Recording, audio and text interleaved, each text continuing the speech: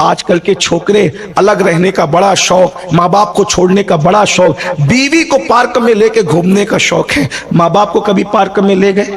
میں یہ نہیں کہتا بیوی کو پارکوں میں نہ لے جاؤ, میں وہ آدمی نہیں ہوں, لیکن اتنا ضرور کہتا ہوں پردے کی پابندی کے ساتھ کوئی لے جاتا ہے, شریعت کی پابندی لے جائے, لیکن آپ سے پوچھتا ہوں کبھی ماں باپ کو بھی لے گئے؟ بیوی کی برتھ ڈے مناتے ہو, کبھی ماں باپ کی بھی منائی؟ بچوں کی برتھ ڈے مناتے ہو, کبھی ماں باپ کی بھی منائی؟ کتنے خوش ہوتے ہوں گے ماں باپ ہیں. بچوں کو گفٹ دیتے ہو, کبھی ماں باپ کو بھی گفٹ دیا؟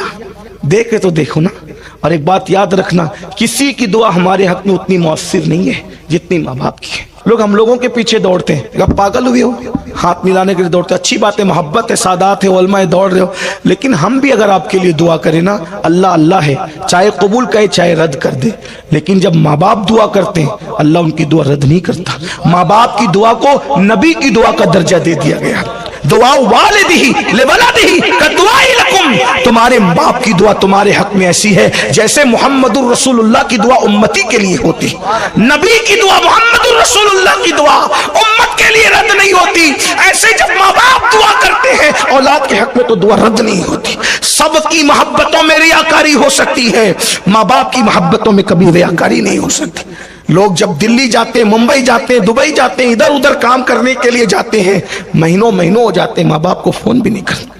میں یو پی, بہار, بنگال جاتا ہوں, روتے ہوئے ماں باپ آتے ہیں. گجرات میں بھی ہمارا بیٹا نہیں پوچھتا, بہو نے کہہ دیا ہے ماں کو نکال دو, گھر سے نکال دیا.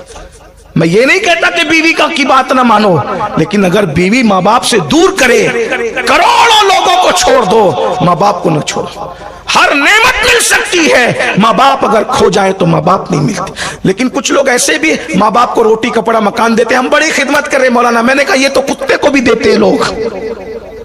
روٹی کپڑا مکان دینا صرف خدمت نہیں ہے, ماں باپ کو ایسے رکھو جیسے بادشاہ کو رکھا جاتا ہے.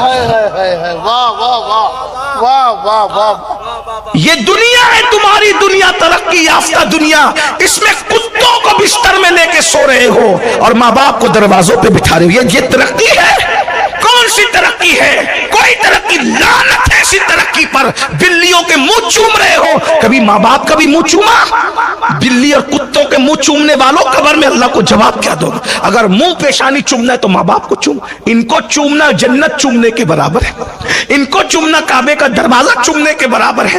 حضرت سیدنا ابو اسحاق کو کسی نے خواب میں دیکھا کہ ان کی داڑھی یاقوت اور جواہرات سے سجی ہوئی ہے, تو ان کے مرید نے کہا جب آپ کی داڑھی یاقوت اور جواہرات سے سجی ہوئی ہے, کہا تو نے سچ کہا, رات کو میں نے ماں کے قدم چومے تھے, اسی کی برکت ہے کہ خدا نے میری داڑھی کو یاقوت اور جواہرات سے سجا دیا.